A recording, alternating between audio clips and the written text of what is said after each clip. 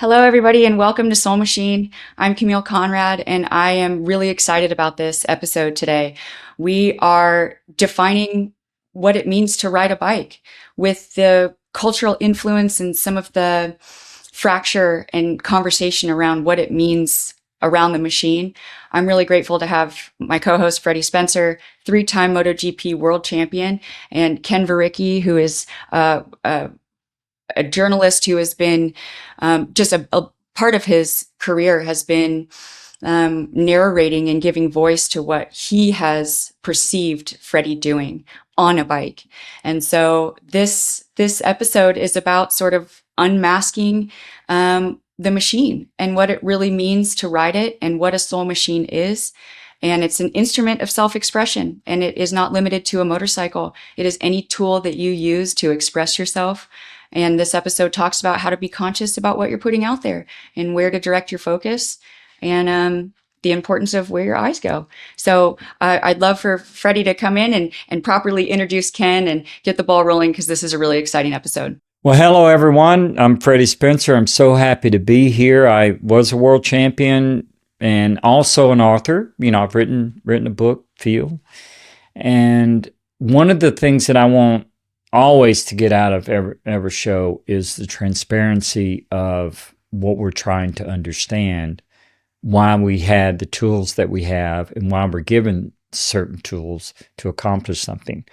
And one of the great things about having Ken on the show is that we've known each other for over 40 years. And I'm going to just say over 40 years, Ken, because that way it doesn't date us just exactly, right? But many, many years. And we've had some incredible experiences. But more importantly is we've had a journey where we understand why we did what we did. And Ken learned that, and I learned that. And so our connection is much deeper than just knowing each other. It's the experiences that we had and what we share, and we build on that. And I think that's what will come out in the show today is that type of understanding. Ken, as being a journalist, also created his own media company, and he also has been a test rider for many, many years and ridden more than motorcycles than almost anybody that I know, and that includes race bikes and everyday bikes and street bikes, and really I think is an expert on what he gets out of it. Well, and Freddie, don't forget the highs and lows, because I rode your triple, which was a high, and then I crashed your Formula One bike, which was a low. See, the thing, I think it's important when you talk about being a world champion, you're an author of a book. I mean, there's so many things that people kind of have lost track, you know, and Yeah. I think at some point too, maybe in that introduction, you should talk about your school, because you being a teacher directly relates to what you're doing right now. So saying that you had a school and you had it for X number of years and you taught X number of students, I don't think everyone knows that. One of the misperceptions about my school it's why I didn't call it a racing school. And that was instinct, and I felt that. And then I put that in motion because it was a thought. And so they work hand in hand. I called it a riding school because I didn't want to present it as it was about speed. It was about high performance and what I've learned through riding. And that was the foundation that I built the curriculum on. And it's also how I learned that I love teaching. And ultimately, that is my purpose. So finding that purpose in the situation I was in is one of the keys about extending the learning process. For example, I believe that most people surfacely have an experience, and they never take advantage of the full depth of what they can learn through it. It's why I do the BTR program. You know, you could say, well, it's just giving back to the sport. No, it's more than that. The only thing that we're doing is building a foundation for someone else. This is about other people, and it's about helping them to achieve their success. And I learned that through my success, it not being about me, but what was I supposed to learn from it? I think that's a relevant detail too, to like wrap our relationship into it, because I did meet you through a motorcycle, but at BTR specifically, where you worked as my coach and my mentor, and we talked about approaches and angles into a corner philosophically and also physically how to execute it. And our relationship through racing is what yielded this podcast. And for me too, starting before that, I worked as an instructor as well. I was a level 300 alpine ski racing coach for the U10 program at Palisades Tahoe. So I worked for a number of years, I'll say 5 seasons, 5 days a week with kids on the snow from 10 to 12, alpine ski racing, which is really analogous to racing a bike too. And what was neat is that it put me back in the learner's position. And so when I was giving my advice, I had to embody it myself. And that deepened my understanding of what I was doing on the snow, which then enabled me to be a more proficient bike operator, I believe. So Well, I think and also a more proficient learner, recognizing, that's, in a nutshell, how you recognize you're being accepted in the program of the BTR, and why that I knew you could learn, and what I recognized in you, as well as Alexander and Butch and Scott, because we are the selection committee, that we looked through the interviews, but recognized that in you. So I knew, and I felt it, and I recognized it, why you would learn and how much you could learn and the effect that it would have on you. And that's a responsibility that I think is missed in everyday life with most people, is they're so self-thought about themselves that they miss recognizing in someone else. And it's why that, I've broken it down, and I talked about this in my book, that there's a reason why we see other people, like when the story I told about that I felt I should ask this person a question, but it wasn't that day because it didn't feel right. It was the next day. And the next day is when they had the flowers, and that's what led us into our really great connection. But I felt it, and I trusted it, and I did it when it was correct. And that's why that I recognized and had the moment. And so that process, yes, I learned through racing, I learned through riding in my yard, I learned through the tools I was given. And that's why the everyday person needs to recognize this feeling first and take the next step, because they may just be standing in front of their sink or sitting on their sofa, right? Because they're going to look at this and go, yeah, but you had the opportunity to hone those skills in this way. Well, you maybe don't in that way, but you do in your next step, in your next actions. Because I think everybody has that opportunity. But I have, as chairman of the stewards panel for 6 years at the elite level of racing, one of the things I was... Huh? This was when you were the marshal of MotoGP. Yes, this is when I was chairman of the stewards panel, which is the body of 3 people that their job is to enforce the rules, regulations, and also subjectively view an incident and call who is at fault or a racing incident. And so our responsibility was very high because we were determining many times what was going to happen, what someone's results were. And ultimately, that impact was an incredible responsibility that only should be given to people who can be objective, and it's not about them. And that's what I tried to bring to it. And that's how I built the team that is there. And so that's all I will say about that. But what I was going to say is that I have actually had riders who you would think made it that far. And the fact that they would not even recognize what caused the incident. And their perception is I had one rider who, the Moto3 rider, won't mention names, but he crashed into someone. And so I asked him, why do you think that's wrong? And he says, well, I don't think it's wrong because I could have hit him much faster, which would have caused more damage. And I said, really? Huh. So all the things that led up to that happening, you don't feel like that should be given any responsibility, which is the sequencing I'm talking about, right? So he didn't even think about that. He just thought about what he did that should negate what he caused in the incident that happened.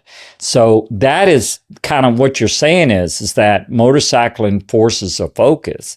I'm saying that there are people, even at the high level of racing, who do not have the right mindset that to avoid incidents. We put the average rider as can you imagine, then the lack of understanding that they have of what it requires to ride the motorcycle correctly and responsibly and thinking of others, which is what I do whenever I've ridden my entire life, which is the foundation of why I know the difference between right and wrong. And also going back to what you were saying about how it relates to everyday life. Absolutely. My attitude of when I was on a motorcycle was not what it's doing for me, but what am I supposed to learn from it? And that is how the mindset began, to where everything I did was respectful to the motorcycle, which is what we're talking about, that the motorcycle is the tool that really reflects the person's attitude, their mindset, and everything. And so going back to that Moto3 rider, is he knocked that rider down, which he didn't do on purpose, but he was responsible because he wasn't even thinking about the possibility of that could happen. So then when you have a situation like you've had in your life, okay, let's ask you a question here. So you went off and you won world championships. You did it at a very young age, extremely young age, barely out of high school. And then you went through some struggles, and you went past those struggles in your life and returned back to MotoGP. You made this amazing full circle and ended up right back in the community that you started with. Then I had a question I've always wanted to ask you. Was it more difficult to come back from whatever your deepest, darkest moment was that more difficult, because that's real life, than winning a world championship? Well, it put it like this, and it's a very good question, Ken. But put it like this, is that riding a motorcycle and taking your analogy and your observation, which is true, it's a forced focus, because like I would always say about motorcycling is you can't fake it. You can't fake going in turn one at maximum speed and be able to input what is correctly, the correct inputs, rolling off throttle, getting on the brake, doing your downshift, all the things that you have to physically do and be aware of and feel. You can't fake it. And so in life, most people go through life trying to fake it through. And that is exactly why they don't get into the right focus to be able to then recognize what they should do, which is what I did. And so I'm just going to shorten up, because it's, we could be here hours talking about how I got to the Courtyard Marriott, which is what I talk about in my book. But the reality is that my recognition of the places I should be and the people I should be with came through those struggles. And it came through the struggles of learning to ride a bike, which forced me to focus and become aware, and then understand the sequencing to avoid hitting a tree when I was in the yard. It's why I recognized the different color leaves. If it was light colored, there was no water under the leaves, or if they were darker colored, it was wet. And that decided my trajectory, and it decided my direction to get through that moment safely, to avoid my ultimate thing I didn't want to do, which was hitting the tree, because every time I hit the tree, I'd knock the wind out of me, and my mom would come out and holler, "Freddie, you okay?" What dictates then forced focus? So if we simplify that, at speed on a bike, what forces that is like what shows up when the window narrows, and that's your vision and your right hand. And your brake too, but your controls come into play. And what Freddie, from my perspective, is explaining is that when you go into turn one, you can't hide, right? And so what he's doing is he's yielding and redirecting in relation to the environment. He's learning how to negotiate a curve rather than blast into a wall, impact, or stop and redirect, right? So he's learning how to be sensitive and feel the terrain underneath him in relation to his objective. And so when we talk about focus, I think that it's important to strip it down to what does that mean? And it means where you're looking. Because where you look, what shows up at speed too, the body follows. And at speed, it closes the latency gap. So what that experiment does is it puts us face to face with that connection, that where you're looking is also going to govern what you're building and where you're going. And so that's what brings Sean Strickland and the cultural debate about motorcycles into relevance right now. Because if we are looking at Sean Strickland in a screen and he's dictating the flow of traffic, so to speak, in one direction, then that's going to create a current in his direction. And so where you look is where you go. We've established that when you're riding. And one of the other things I want to address is it's easy on a bike, but in life, we're moving so much slower. But that's a delusion. Because in reality, like we're in a physical world, our planet is spinning and ripping around an arc. So while we may be sedentary, our world is moving. All of our systems are moving. The rivers are moving or not, and the oceans are as well. And we're sitting on our couch, So it's like, and that's why the world feels like it's sped up, because we stop moving, and speed is relative and contextual. So if we're not actively moving, we see the stars, even if we're not even looking up. They're sped up because the thing is, Camille, is that what in a nutshell, what you're saying is that you have to see it and react to it before it happens, so that you have the correct inputs for what's going to happen next. And so that goes back to the difference. And I use the example. Yesterday, I was doing an interview, getting ready for the Goodwood Festival of Speed, and I loved this guy named Ed Foster, and he was asking questions, and there were 50 people on this show that could ask questions, just fans and motorcycle fans.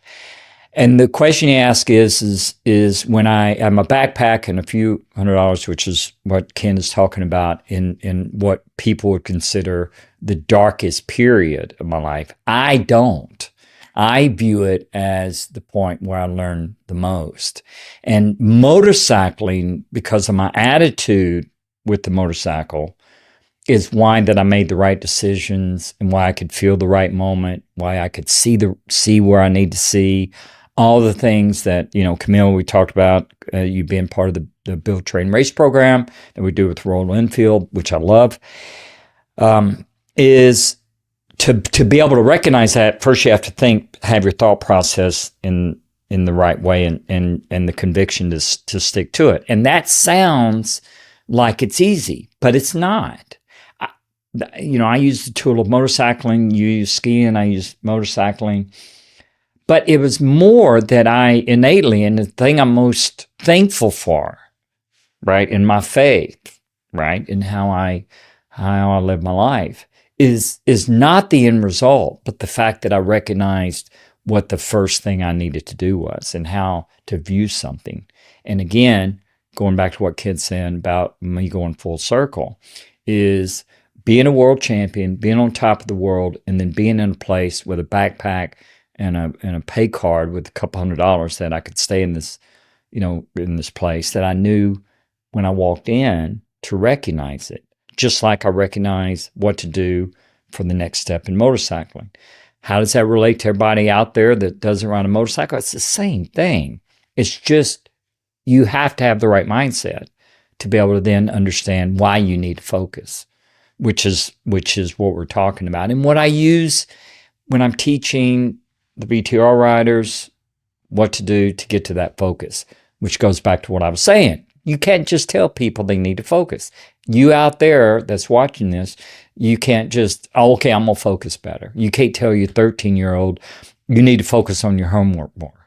They need to understand the tools and learn from the proper place how that you can help them to focus better.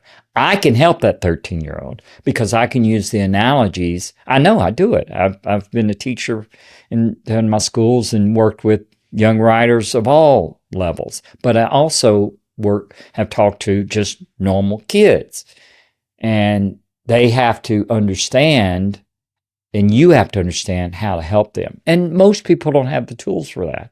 It's why that we see kids make the decisions is because the parents never learned how to do it, and on and on and on. And so it's why, it's why I said what I said about this show. It's why that I have such conviction about wanting to do this, is that understanding those dynamics.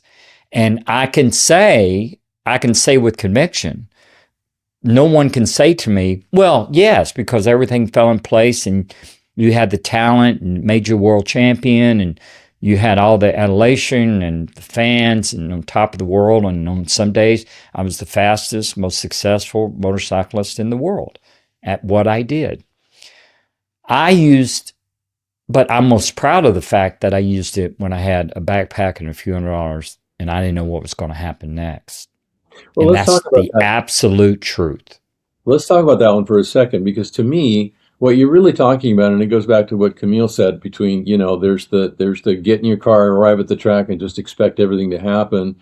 What you're really talking about is a process, and you learned a process of thinking and reasoning your way through things when you started learning that process when you were 4 years old. You learned you didn't want to hit the tree because it hurt, and then your mom came out and yelled at you. You developed a process, and that process evolved, became more sophisticated until it took you to the top of the world.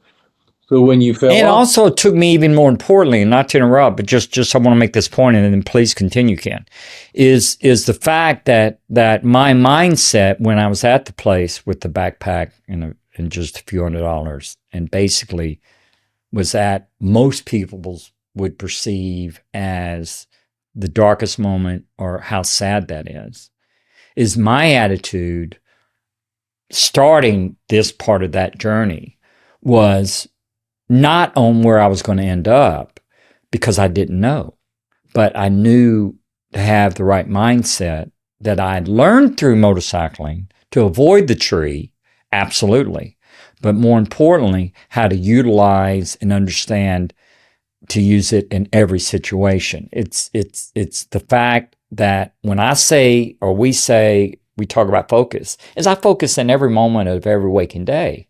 Instinctively, I've honed my skills to be able to just do that. But that is the starting point of recognizing the moments. And I just say this real quick. Going back to the 13-year-old kid that you're trying to convince him that he should do his math homework, is the last thing in the world is that you talk at him, you talk to him. But the other thing is understanding how to help them understand why it matters. And you have to have a motivation, right? So that was something I recognized when I was a kid, is the fact that I understood innately, and my parents helped me, that you don't ride without a helmet. There were rules to follow. There was things that I had to work within, which is like you call guardrails. But I had the right mindset. And that's what we're trying to explain, is having that is the first step in understanding how you're going to recognize what that struggle is all about. And I am most thankful for that. I truly am.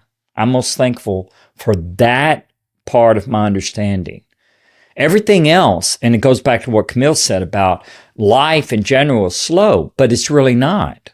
It's only slow because of your inactions, or what you don't do, and what you don't see, what you don't feel. And those are the skills that you have to develop. so the things I think that you learned on the motorcycle were, you learned a process, but this process that the process is is actually learning how to learn. That's the process. And learning to do your math, when you're 13 years old, it's not about whether or not you're ever going to use algebra again in your life. It's learning how to learn. Because once you Right. learn how to learn, then you can get to the next step and the next step. And when you do that on a motorcycle, those steps become pretty clear to you. They're very intense. They're at again a level of hyper focus, and they become instincts. And I think that at that level of intensity, that's where thoughts and processes evolve into instincts. And when you were in that hotel, those were your instincts that were Right. developed. Your Well, instinct. and yes, yes. What? But I learned, Ken, that that's my spiritual side of recognizing why I rode the motorcycle in the first place was to help me in that moment. And that's the real key of the recognition and awareness that is required in everyday life. That should be the first step that the average person, and this is not about motorcycling, because a lot of people, you don't have to ride a motorcycle to get that level of being able to understand sequencing and understanding what you should do next.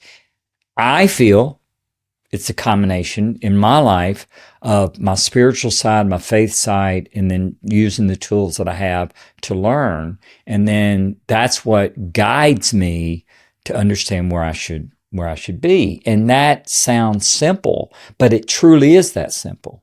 It's made hard when you don't understand the process, which is the point you're making, Ken. Sorry, I jumped in there, but I thought that was a really important point. Please continue. No, and I think it's also made hard because, we're living in a day and age when, you're drinking from the information fire hose every day, and you have so much input coming at you. And again, I think it's back to that learning process on a motorcycle, where in some ways it greatly simplifies everything, because it Mm-hmm. simplifies your choices. It simplifies the things that you really need to look at. And back to what Camille was talking about, what you actually physically see, but also mentally. It's like, what do you need to take into consideration to go 2/10 of a second quicker on this racetrack? What do you really have to focus on? And that level of intensity, I think, is just it's learned as part of that activity. And I think the danger I see today with a lot of kids, and I think with everybody, frankly, is that focus is so fractured into so many different things, and so many things that are distractions more than they are anything that's going to be of value. It's not going to increase your focus. It's not going to increase your learning. It's not going to increase a lot of things. So I think in some ways, the way that you rode a motorcycle when you were a young kid, the way that I got to ride motorcycles for so long, in a lot of ways, it simplified a lot of the other things that we think about, because we know the process. Maybe it was forced on us, maybe we learn a little bit, but we learn the process, and that process applies to just about everything else you can do. And so for me, the only other activity that I can do that gets me even close to that is when I ride. And I ride all the time. When you're Yes. riding, a bit like riding a motorcycle, you really don't have a lot of room to think about anything except what you're doing. You are completely 100% absorbed in that moment. And there's Okay, very few things that we but do these days that allow I us to. know, but Ken, listen. The thing is, and wanted to jump in on this, is that what you're saying is the difference between just riding the motorcycle and not thinking or feeling anything except your own projection of who you are, which is one of the points that Camille I want her to bring up about her analogy, movie analogy, but also when she brought up this gentleman Strickland, the point with that is what she saw is that he was projecting what he feels onto the motorcycle, and the motorcycle is not the real issue. The issue is the perception of what the person feels it is.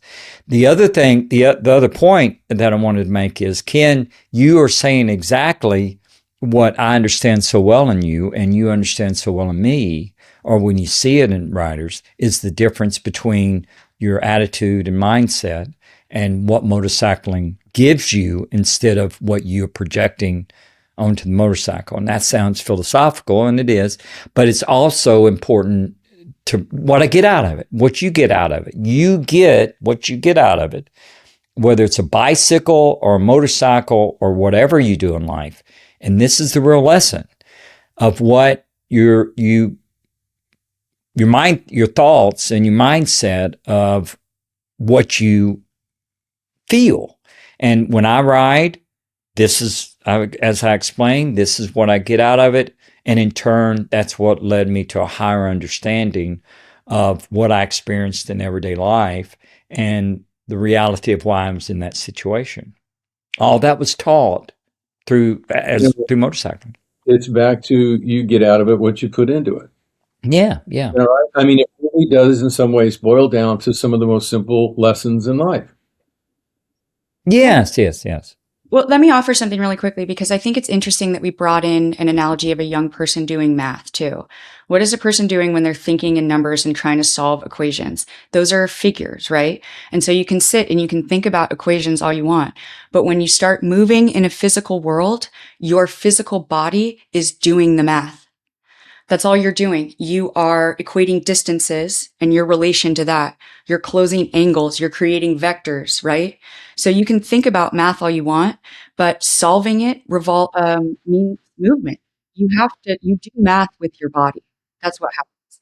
And so when we talk about Freddie, we have to talk about the motorcycle, but then we also have to couple it with the environment, because we are not separate from that either. So the way that Freddie was traveling, when we get in a car, right, or we drive on the highway or whatever, we're going in straight lines and intersections, and we're being told when to yield, when to stop, and when to go, right? That is dictated for us. But what Freddie was doing, circling the yard, is creating different angles of attack, exit, and informing his body's knowledge, and doing that over and over. So if you look at the terrain of the tool that you're using, it has to have undulations, it has to have curves, and it has to connect back to the start, because that gives you an opportunity to refine. And if you're just going straight, stopping, turning, straight, stopping, turning, you don't give yourself that correction, that negotiation that you feel going through a corner. So then when you get off of the motorcycle, and Freddie, we're talking about the darkest point of his life, the bottom.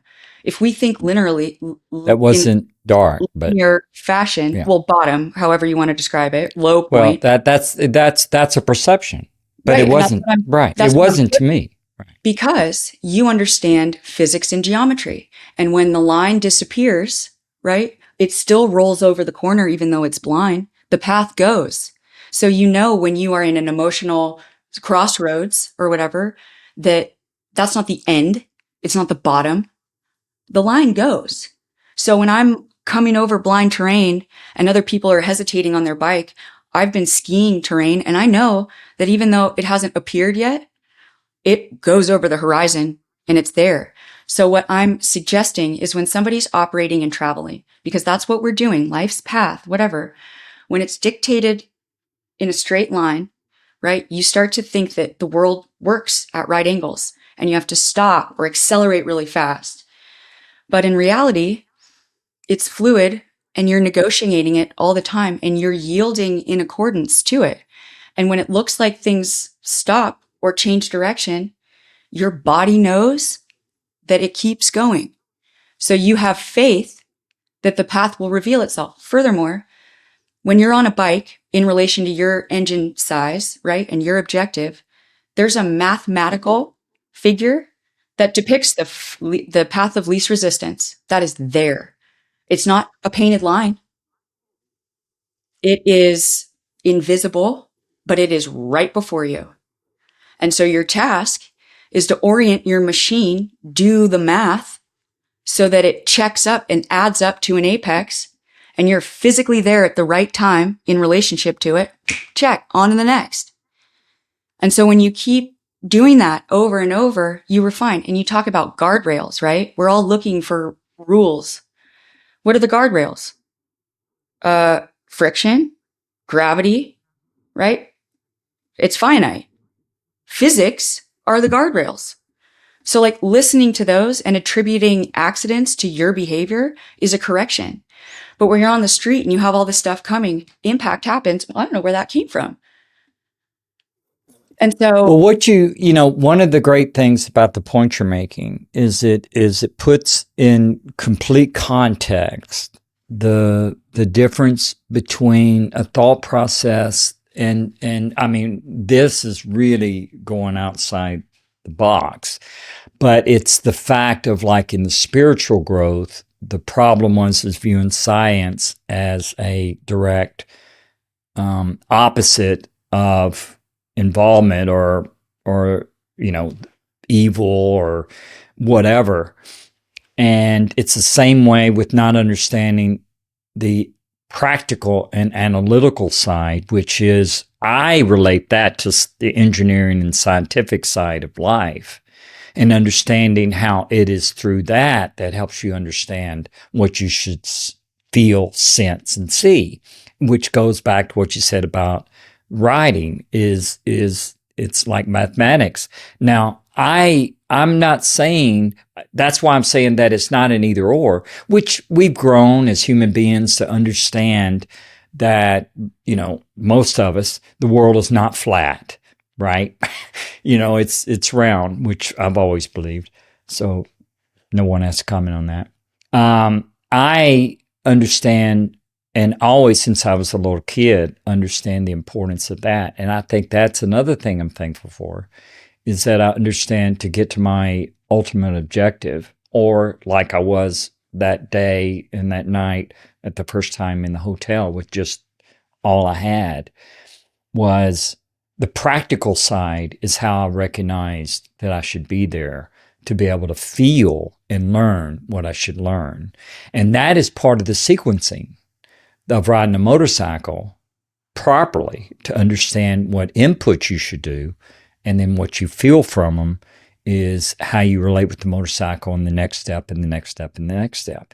So you're exactly right, Camille, is that it's part of what we're talking about, the sequencing. And so that first thought matters. That, leads to the next thought. Most people that believe in just following your intuition, right, which I believe is spiritual driven, and it always has been for me, which has allowed me to have the success I've had, which is what faith is to me every day and every moment. Most people believe they're standing at their sink and they will have an intuitive moment and then view it as that was a thought, or they put in a situation and they limit it to being just a coincidence, or that was kind of lucky and they just move on. Or the other extreme is they feel it and then don't put it into action. And so my thought is my intuitive moment to understand what I should think about that will lead to the next step. And so that's refining and even, putting in better perspective the process that I learned as a kid. And so that leads to our next, what we talk about the perception of motorcycling, which goes back to what you were saying about this gentleman, Strickland, who is putting out there that motorcycling is about power and it's about being aggressive. It's about, well, that's more of his own projection. It's at the root of what I think, what I believe is the major thing, and that drives when we see kids on the street of all ages doing things on a motorcycle that is dangerous, but they view it as it's a projection, or it is a projection of who they are.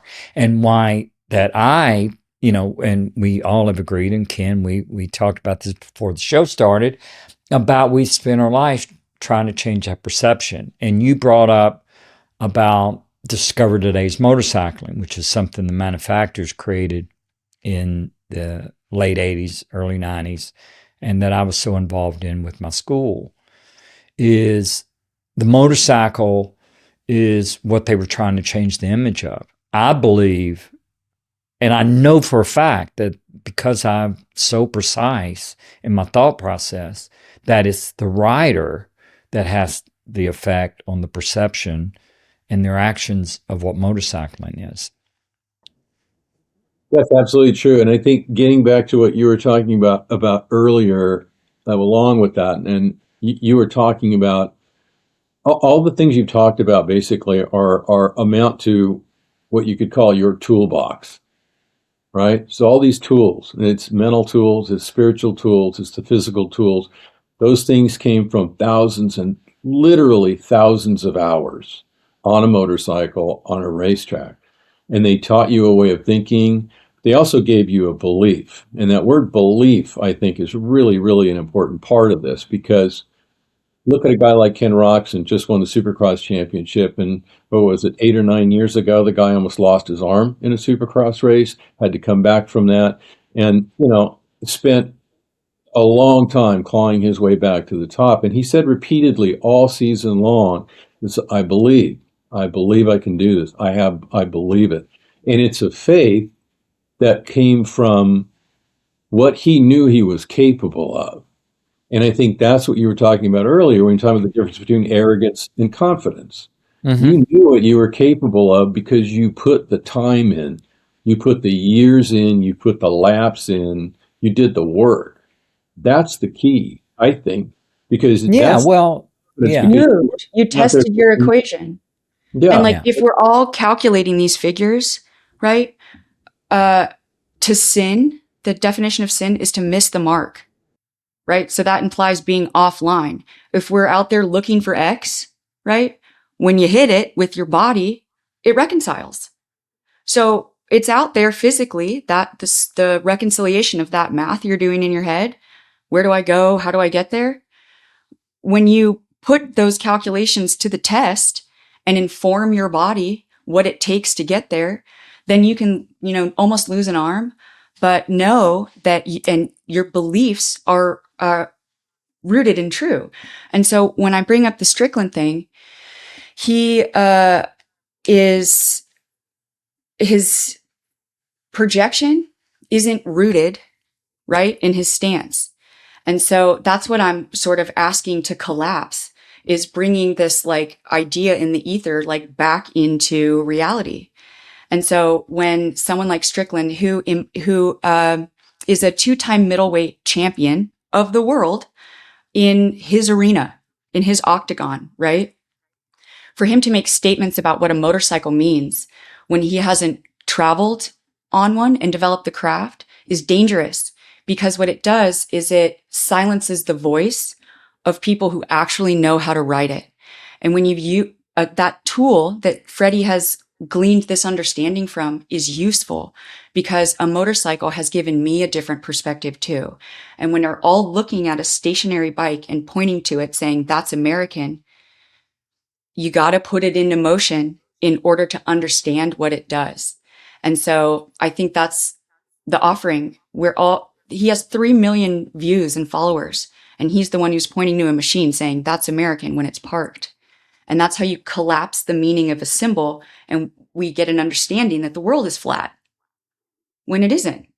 And so I'm asking him, I guess, to animate his ideology and put it in motion and see if those ideals stand the test of time. Because what he's doing is he's trying to reestablish antiquated American ideas of what it means to be strong.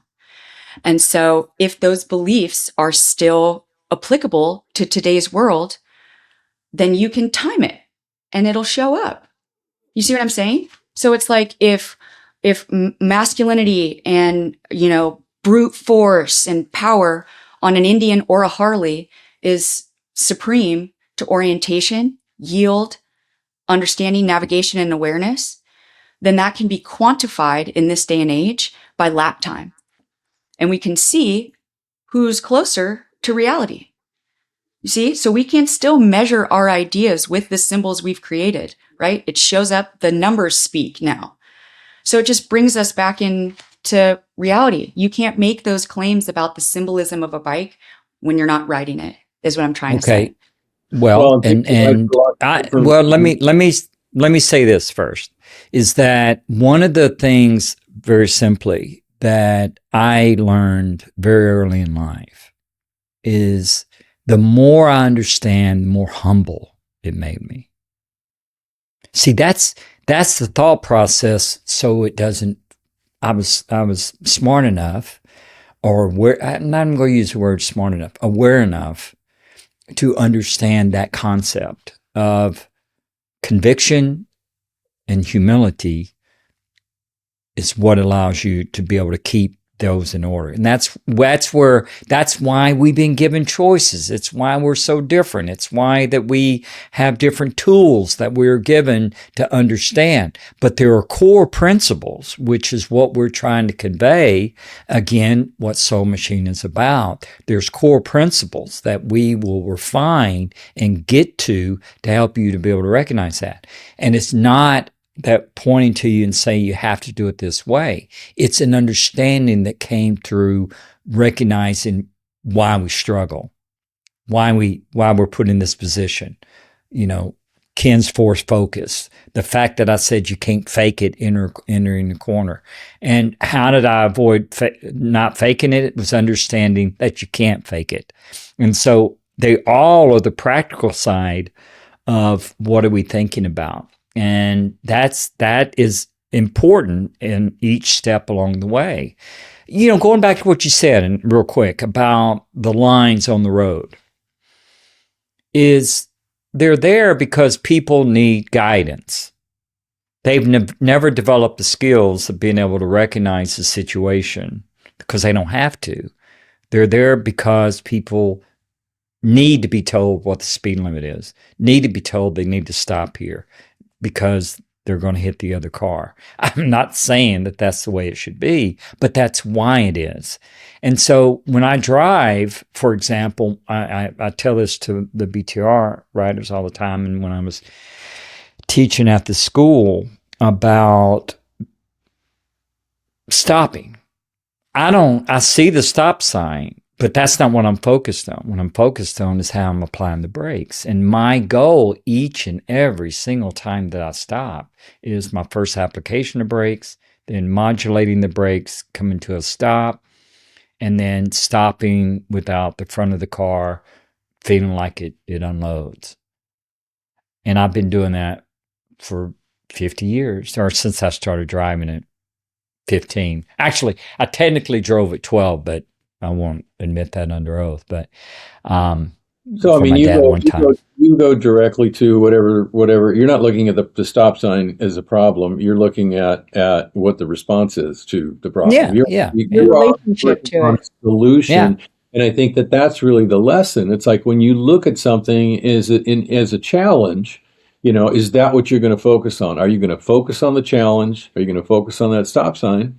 Or are you going to focus on whatever you need to do to get there on time, apply the brakes, or whatever that is? And I think a lot of that comes from having successes. And getting back to racing a little bit, you know how it is. You'll have somebody who will race and race and race, and they race for years and years, and they never win. And all of a sudden they win a race, and the next thing you know, they win 5 in a row. Why does that happen? Because they learned how to win, and it did something, and now they believe, because it's no longer theoretical. It happened. It's real. They won. It's repeatable, and they can do it again. And so when you have those kinds of successes, and it could be on a motorcycle, it could be mastering your 13-year-old math and getting a good grade, getting it done, whatever it is. All of those things, I think many of those things involve the same kind of process and the same kind of thinking. So in my situation, and we talked about this a little bit earlier, you know, my neighbor doesn't ride motorcycles, knows I've ridden thousands of them in my career, asked me what the most dangerous thing I ever rode was, and I said it was my couch. That damn thing almost killed me. Well, what does that mean? Well, it means I couldn't get off of the couch because I was too injured. I had too many injuries that had stacked up. And the process of looking at that situation and trying to figure a way out was very much a step-by-step process.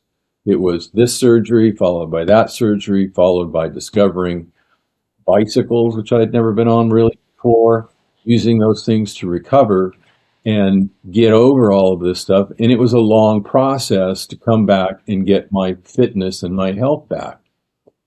But it was exactly the same process that I have used in my business. That if you're gonna build a magazine, publish magazines for 30 something years, it's the same process. It's the same thought process. It's what's the challenge? What are the steps to get there? What are you trying to overcome? And really, what do you have to do? And to Camille's point earlier, in most cases, at least in most of the things that are worth doing, there aren't any shortcuts. You have to put in the work. And that's the wonderful thing about racing. The stopwatch doesn't lie. There's one guy that wins and everyone else loses. And it's black and white and it's simple. And the bicycle did a little bit of that for me too, because like you said, you can't fake it. There's no place to hide. This thing is going to focus on all your weaknesses and point them out to you very quickly, and you can either overcome them or you can succumb to them. It comes down to those kinds of choices, I think, for a lot of people. But when you haven't had an experience like you've had, Freddie, where you know the upside to all the effort, you know what accomplishment truly feels like, because you put the work in and you had massive accomplishments in your life, even small accomplishments. I think a lot of people, if you don't have the feeling, that sense of accomplishment and what that really feels like and what that really means in your life, it can be very defeating, because you don't know what the other side of that feels like. You don't know if you can really get there. And that goes back to that confidence that you talked about and the belief that Ken Roxon had. So it's like, I know this can happen. I know I'm going to make this happen. And that's difficult, I think, especially if you haven't done something like that. And it doesn't have to be a big accomplishment like winning a world championship, but overcoming things in your life through effort just builds from one thing to the next to the next. One of the things in this episode I want to just point to is that Freddie brought up humility being a major driving factor in his successes. And I think that that is a really crucial component, because that is that yielding that I'm talking about, right? And the yielding component is crucial because it allows you to stop forcing your objective and understand your relationship, right? And so I have been in a dark night of the soul, right? So like I hadn't experienced accomplishments to keep me going. I fell to the bottom, and I had a confrontation, I think, and I've had fits and bouts of sobriety. And in AA, one of the things that is suggested is a belief and a surrendering, a yielding to a power greater than yourself, right? And that conceptually was really, really hard for me, because these symbols of a power greater than myself and a figure of God or whatever was something I wasn't ready to relinquish control to, because that figure to me was combative and I didn't want to let down my arms. And when I started to really think about powers outside of myself, I understand I got caught in a riptide and I got torn out to the sea. And regardless of my thrashing around and my swimming efforts, I was no match. I oriented myself, luckily. I rolled onto my back. I swam in relationship parallel to the shore, and by the grace escaped it. But there are the ocean, the river. Get into an actual river and set an objective against it, and you'll understand a power greater than yourself. And then you understand there are things to yield by. Your effort will not redirect a river, but if you change your relationship to it, you can use it to your advantage. And I think that that is really important in the conceptual framework, because we live in a physical world. If you want to actualize your dreams, you have to solve the math with your body. And if you're looking for a ruler, those physics are invisible, but they are parameters. And I think too, this is like another collapsing, but we're looking for a ruler, right? A foot is 12 inches. It's the size of a ruler's foot, and that's distance, right? So we've like collapsed all these symbols. A ruler is your foot and how you walk and measure the distance.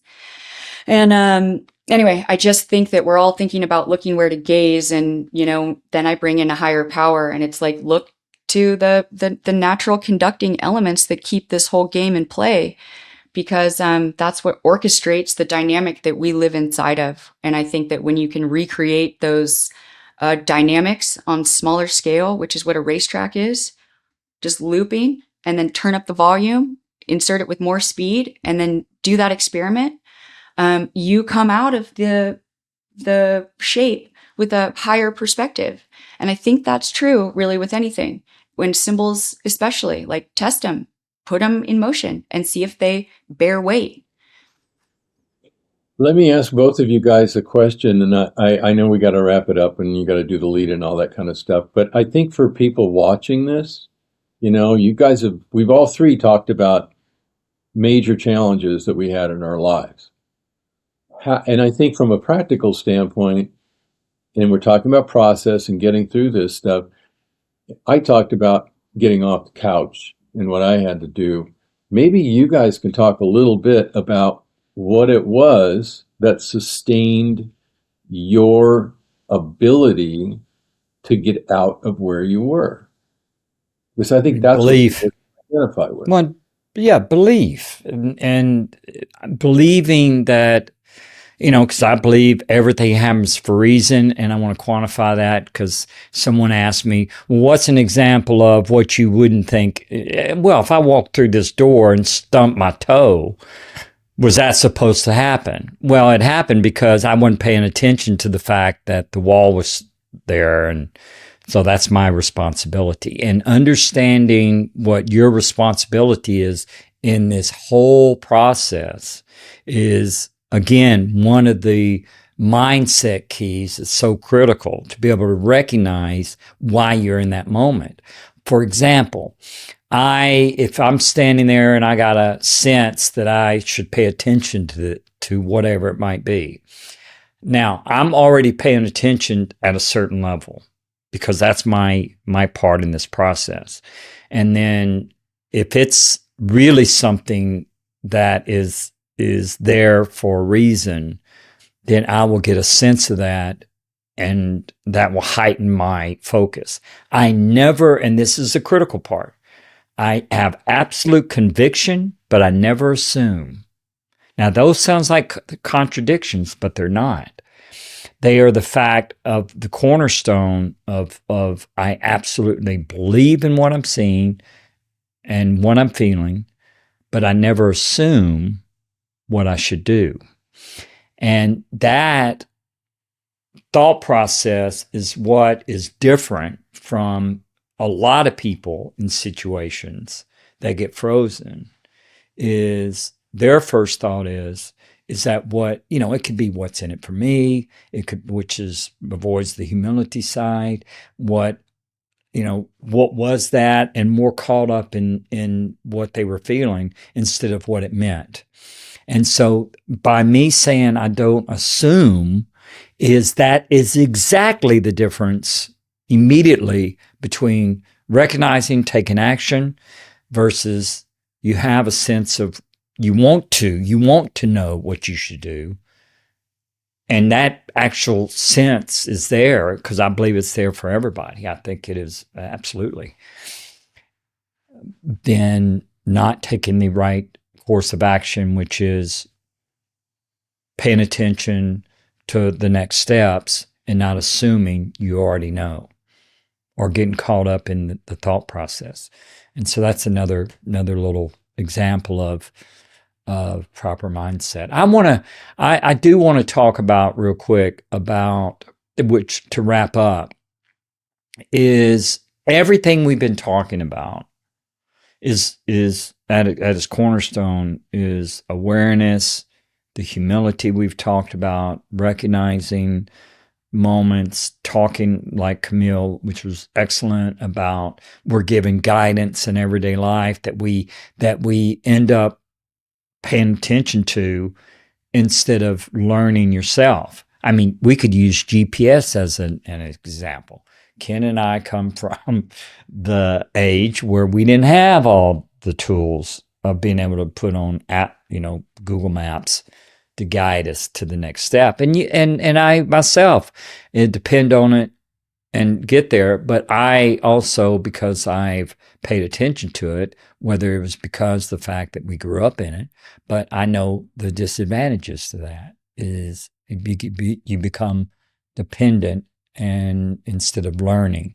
And so that's where talking about what Camille was saying about the lines on the road, the signs, at the core of why I pay attention to how I'm stopping the car so that I'm not dependent on just paying attention to the stop sign. You understand, it's got to be a higher recognition that you have to get yourself into, which I learned. You learned through motorcycling, Camille skiing, all the things that people could just look at. But I didn't just stop it there, which is what we're getting back to. You brought up that influencer or the champion fighter. He is, and he doesn't even realize, taking what he learns as a fighter and then projecting it onto his motorcycling experience, where what I realized at a very young age is to focus on why I'm experiencing it and then what I'm supposed to do with it.